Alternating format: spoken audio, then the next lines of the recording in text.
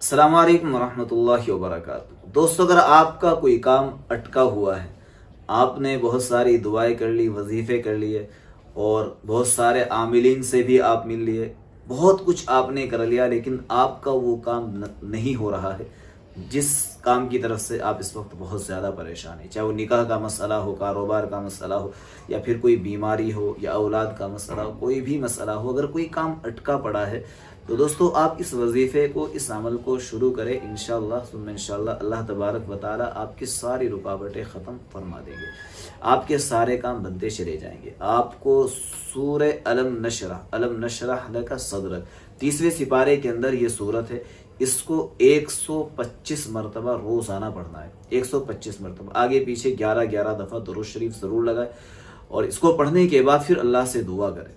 آپ روزانہ پڑھ لیا کریں، جب تک آپ کا کام نہ ہو جائے تب تک پڑھتے رہیں۔ جتنے بھی یہ اٹکے ہوئے کام ہیں، اس صورت کی برکت سے اللہ تبارک و تعالیٰ ان سارے کاموں میں آسانیاں بھی پیدا فرمائیں گے، اور آپ کے کام ہوتے ہوئے بھی نظر آئیں گے۔